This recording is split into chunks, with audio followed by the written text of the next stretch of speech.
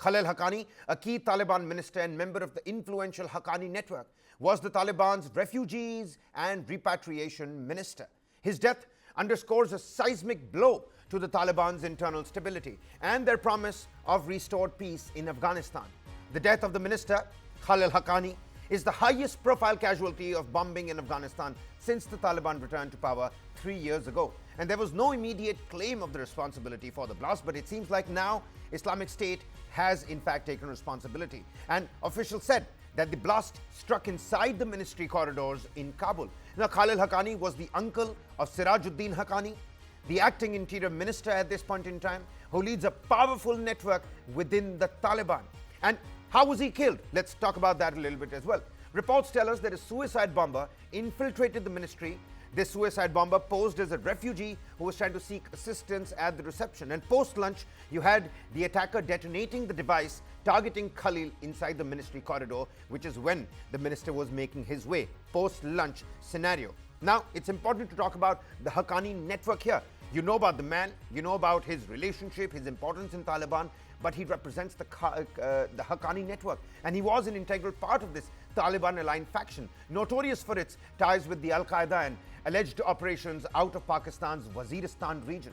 The Haqqani network's grip on the Taliban's interior ministry places it at the nexus of Afghanistan security dynamics. So let's try and understand who stands to gain from Khalil Haqqani's death, the suspected ISKP role and its broader challenge to Taliban stability, implication for Taliban's claims of security and economic revival. Haqqani and Al-Qaeda links. Does this attack shift the power dynamics at play? And of course, you've got the refugee angle, which cannot be disregarded.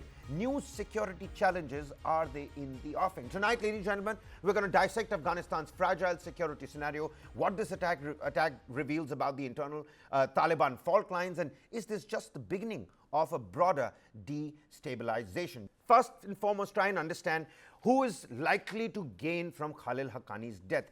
The Islamic State has well taken responsibility, but if we could understand, who do you, according to you, is going to gain from Khalil Haqqani's death? You know, as you yourself mentioned, there are certain fault lines which are quite visible within the Afghanistan government. And significantly, this killing of Haqqani has taken place just a few days after he criticized the Taliban supreme leader, Akhundzada.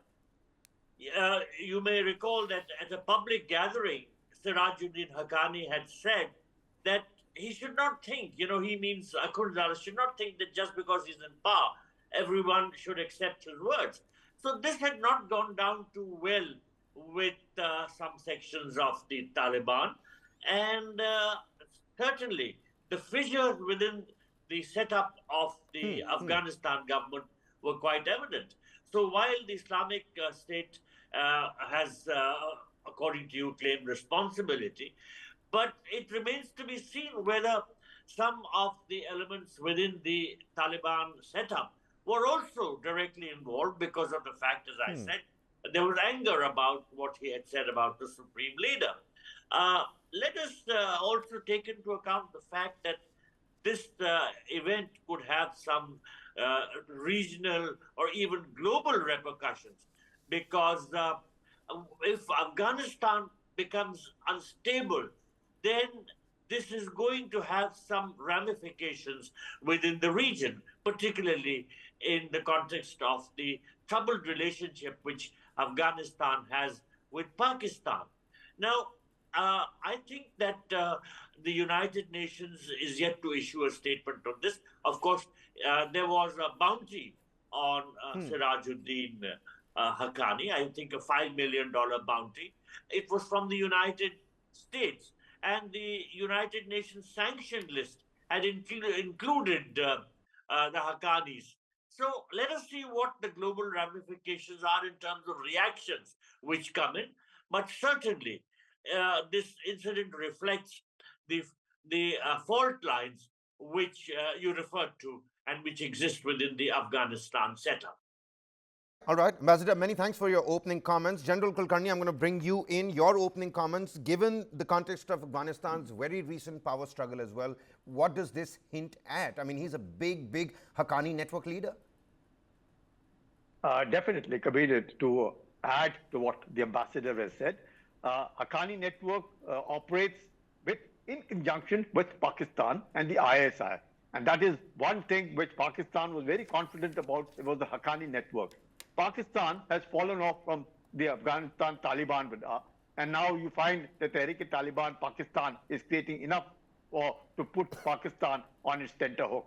Having said that, to see what he's just said, the ambassador is absolutely right. To what he said about the leader, it was very important because this is an affiliated group to Taliban, not the pure original Taliban, this Haqqani network. That's the first thing.